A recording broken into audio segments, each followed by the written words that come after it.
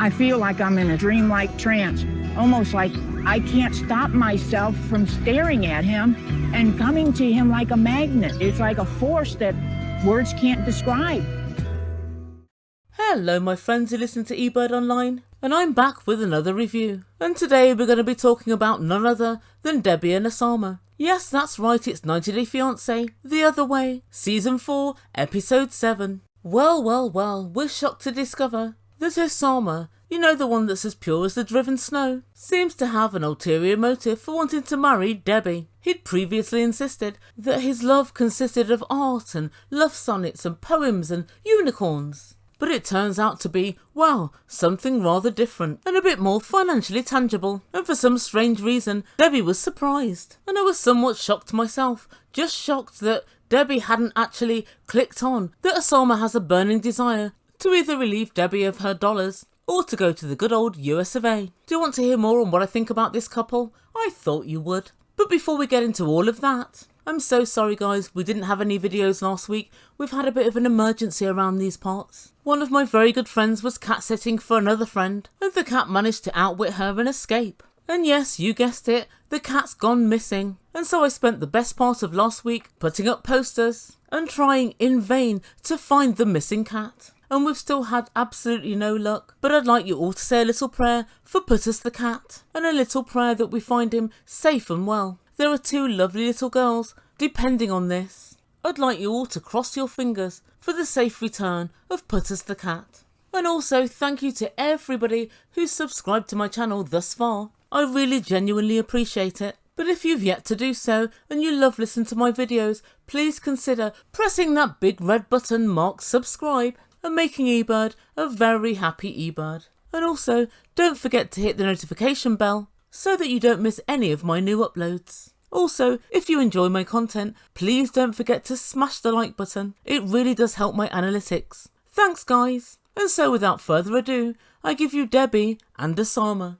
And so last week we saw Debbie super excitedly arriving in Morocco and seeing her fiance Oussama for the first time in over a year. And when she arrived at the airport, she ran towards him and she said, "Oh my god, he looks so handsome." Maybe she forgot her glasses. And he said, "You look like an angel." And they hugged each other, and for just a moment it seemed like they were on the same page and they were in bliss. And in the first instance, he was still keeping up with the whole "you and I, we were meant to be together" shtick. And guys, when we last spoke about this, if you remember, I was saying that he mirrored everything that she would say, and he was mirroring everything that was important to her, so he could better reel her in. Well, listen to this. You look so handsome. I look like an angel, you know. Oh, golly, Oussama. It seems like a dream, doesn't it? The half was missing is getting connected now. Yes. Our strange connection. Yep, Only strange you and me connection. know. Strange but beautiful. Yes. You're my strange beautiful. You're my strange beautiful too. I love you just for being yourself. You're an angel. No, you're an angel. You're my strange beautiful. No, you're my strange beautiful. Mirroring, all the time mirroring. Guys, here's my take on it all. He's strange and she's beautiful. And then they both ball-ached on about how they're in bliss and how they finally made it. Oh, come on now, Oussama. This isn't the end game, now is it? I think we'll find the final destination is the good old US of A. Anyway, the next time we see this couple, they're sitting in the back of a taxi. And Debbie said, "I feel brand new. I feel like I'm finally home and I feel good." And she said, "I feel safe, secure and happy.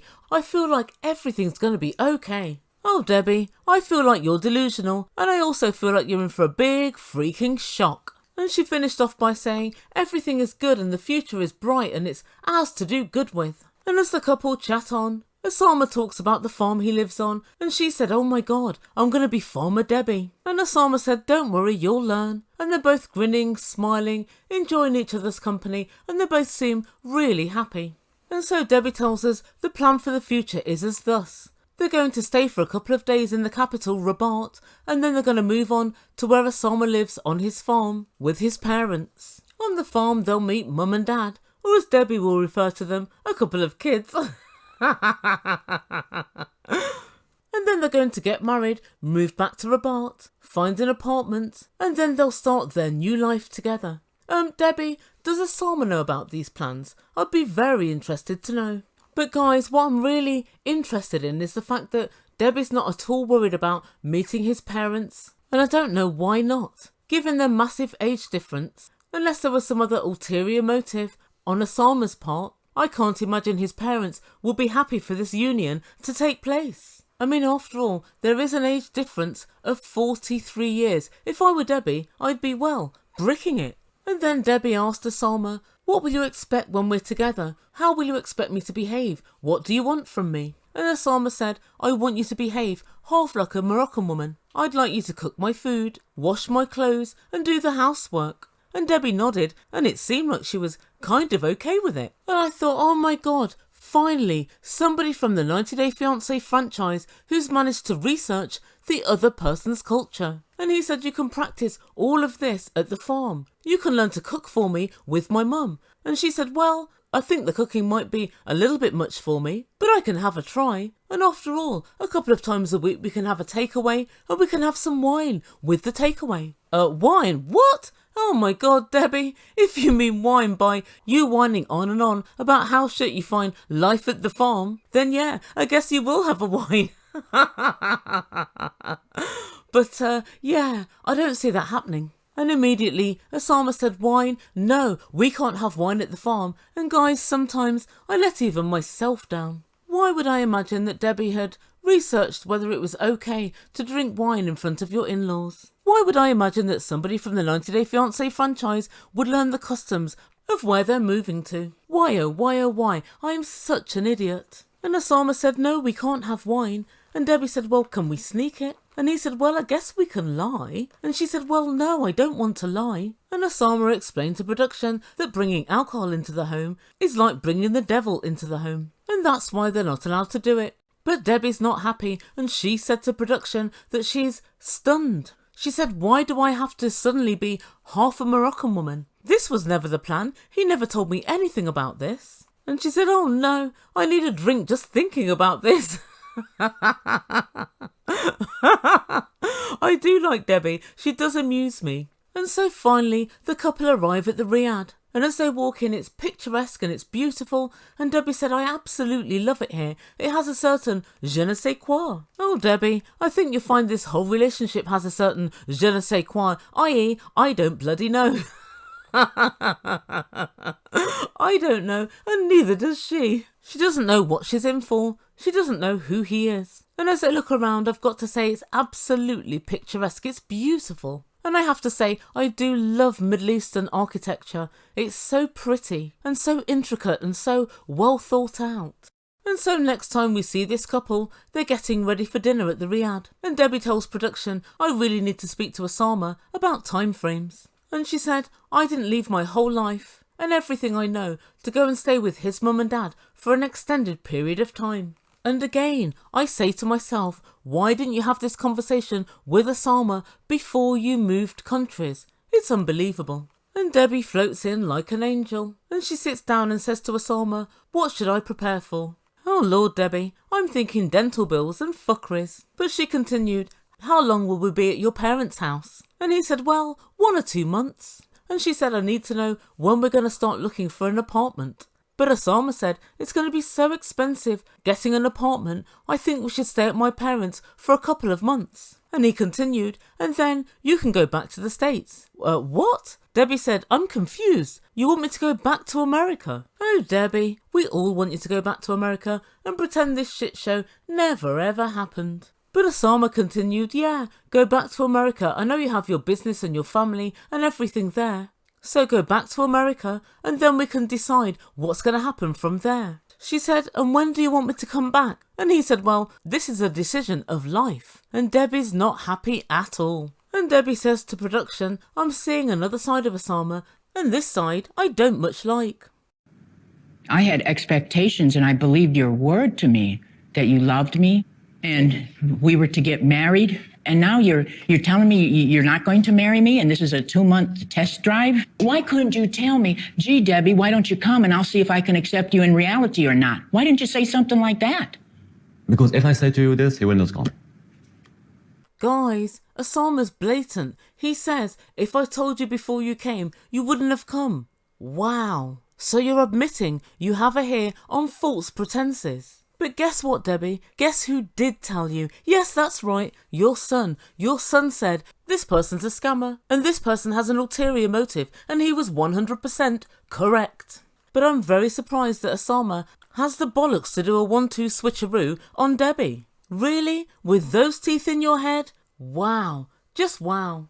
And Debbie agrees. She said, shame on you, Oussama. 3 years, and you say this? And he said, yes, 3 years, but not 3 years in reality. And I agree with him, but this isn't the way to say it, and this time isn't the time to drop it.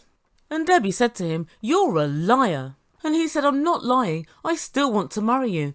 But she went on to tell production, I'm using an amazing amount of self-control, I want to wring his neck. I don't know what Oussama this is, but it's not the Oussama I knew, and I don't like this Oussama. And Debbie said to Oussama, you lied to me and I don't believe you anymore. And Oussama said, but nothing has changed. But she said, I don't believe you. And she finished up by saying, you've taken my confidence in you. A man's word is supposed to mean something. Well, that's true, Debbie, but if you had a man, we'd be able to test it, but you haven't got a man, you've got a boy that's never left the farm.